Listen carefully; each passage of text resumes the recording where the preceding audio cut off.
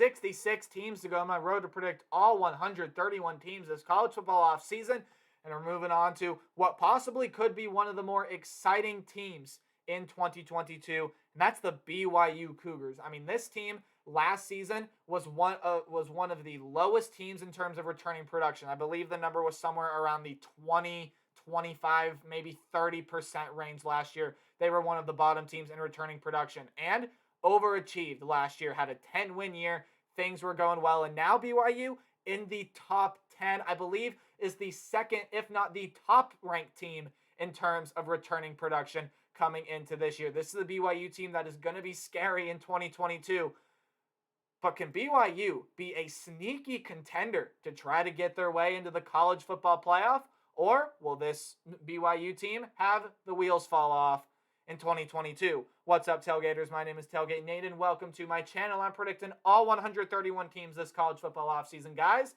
That means I'm doing your favorite team. So go ahead and hit the subscribe button, ring the bell, so you know when that video gets uploaded. And for fans of the BYU Cougars out here, you guys are going to know this team a lot better than me. So if you feel like I missed something, you want to add something, anything of the sort, leave it in the comment section down below, and I'll be happy to see with what you guys have to say. No power rankings in the FBS Independent, so let's just get straight into it again.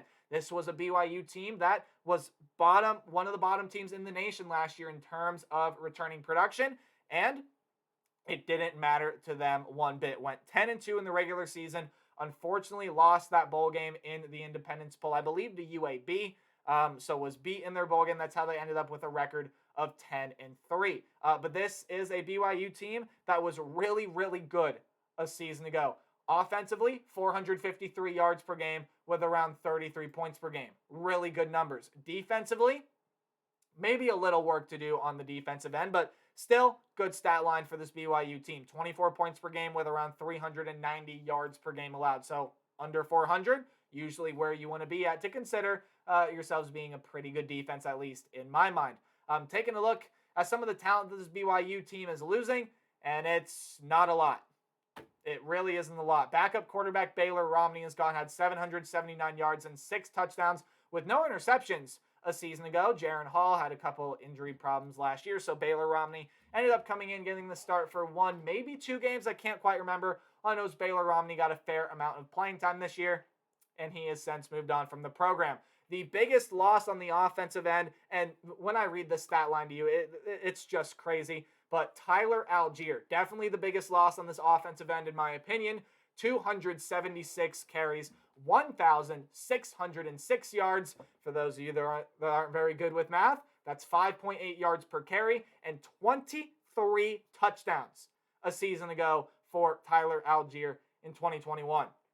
Really good stuff from Tyler Algier. They're going to be missing him big time for that BYU rush game. When you look at the wide receiver position, Samson Nakua, however you say it, 329 yards, 3 touchdowns a season ago. And then Neil Pawu, who had 526 yards and 6 touchdowns a season ago, lose a couple pretty solid pieces at the wide receiver position, as well as Christopher Jackson didn't really get playing time. It's just another name I could throw on the board. An offensive lineman gone, and 2 in the defensive back position gone as well. And really, they didn't do much last year. I mean, one is Caleb Christensen, who had 1 tackle last year. That was it. And then Jaquez Wilson also had 1 tackle a season ago. So you lose some pretty key pieces off of the offensive end. Algier, Nakua, Pawu, even a solid backup option with Baylor Romney. But guys, you lose 2 tackles off of the defensive end. 2 tackles worth of production. That's kind of the extent to what BYU lost on this defense from 2021. And let's look at what they have coming back now, because man, oh man, is this a pretty sneaky, scary BYU roster. This team has the potential to be the Cincinnati of 2022 and make a run at the college football playoff. Jaron Hall at quarterback, I've already mentioned his name, is coming back. Hopefully he can stay healthy throughout the entire year. 2,583 yards, 20 touchdowns, 5 interceptions, and was the team's second leading rusher behind, of course, Tyler Algier with 307 yards and 3 touchdowns. But you know what? Still running back talent here. Lopini Katoa comes back with 242 yards and 2 touchdowns. But BYU got a pretty solid transfer. Christopher Brooks is transferring over from Cal. So that's a pretty nice pickup there for BYU in the transfer portal. I don't think he's going to be able to fully replace Tyler Algier and what he was able to do, but still a nice solid option there at the running back position. Wide receiver position, you return a lot. Gunnar Romney, Puka Nakua, Keanu Hill, at tight end, Isaac Rex, Dalen Holker. There's a lot coming back for this team in 2022 on the offensive end. They were already a pretty solid offense last year. And, well, pretty solid is underestimating it by a lot. This was a pretty good offense in 2022. This team has the potential to be one of the best offenses in the nation in 2022. Yes, I do believe that. On the defensive end, Tyler Batty comes back, as well as leading tackler from a season ago, Ben Bywater, who had 102 of them last year. Peyton Wilger at the linebacker position, 57 tackles, 2 picks a season ago. Chaz Ayu, Max Tooley, some other names you could throw up there. In the defensive back position, Malik Moore, Gabe Judy Lawley, who's a transfer over from Vandy, and then Caleb Hayes back for this team here as well. This is a BYU team that is loaded with talent, has a couple freshmen in 3rd, 4th string waiting back there as well. And again, there are some names that I just didn't mention.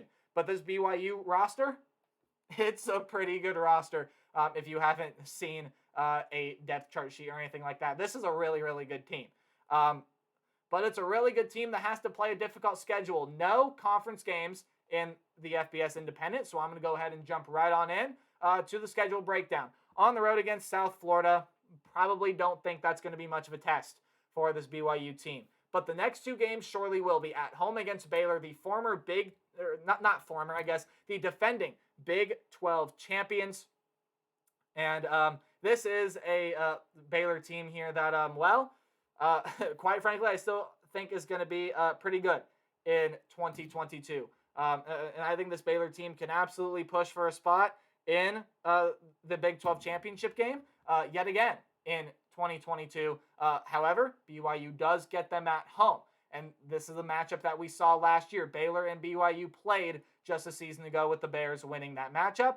BYU going to look to get their revenge against Baylor, although that's going to be a pretty interesting game to watch there in week 2. Then you got to go on the road to play Oregon. And Oregon is another real interesting team in 2022. This is an Oregon team that bringing Dan Lanning in, bringing in a lot of other talent through the portal as well. Lots of talent coming back for this team. Bo Nix going to end up being that quarterback for Oregon in 2022.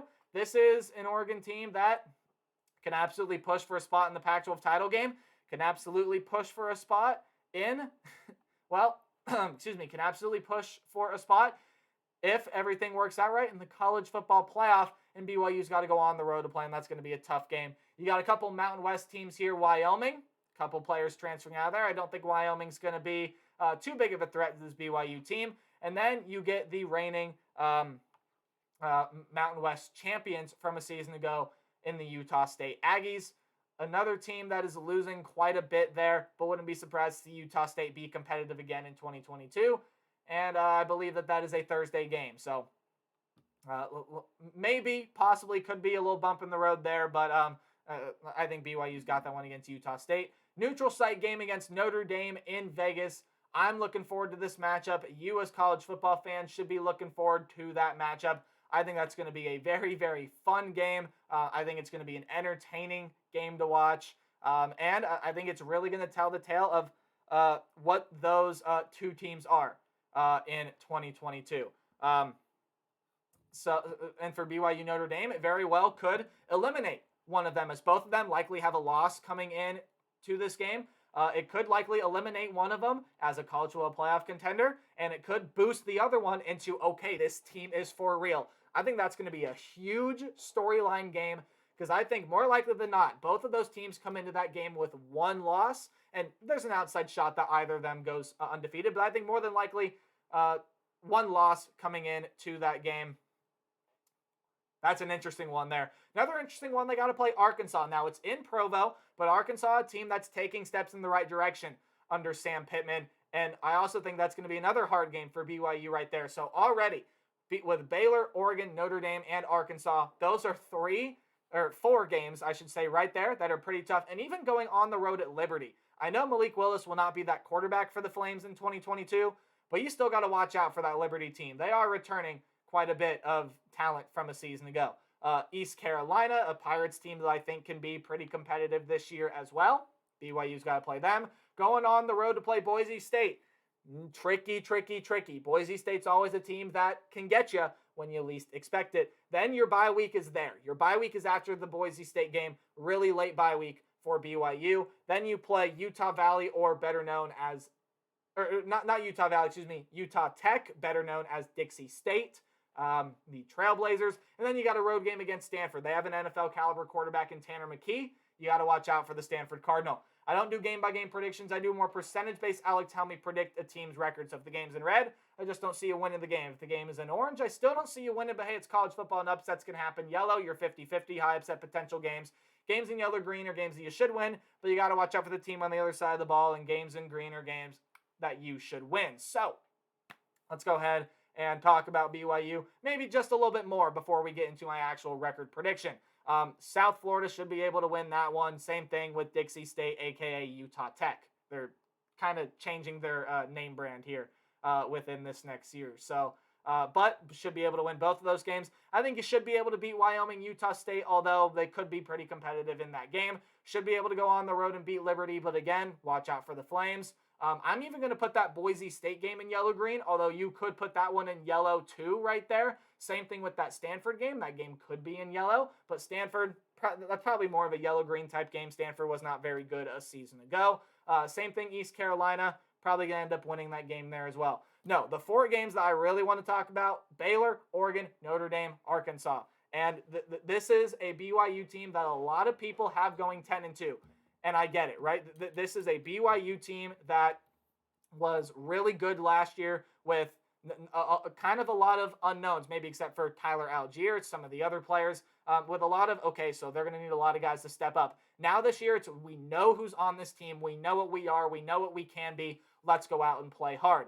This is a BYU team that, looking at it here, I mean, you get Baylor at home, you get Arkansas at home, Notre Dame is in a neutral site. Yeah, you have to go play Oregon on the road, but that's an Oregon team that may be going through growing pains this year, although I don't think that necessarily is going to be the case.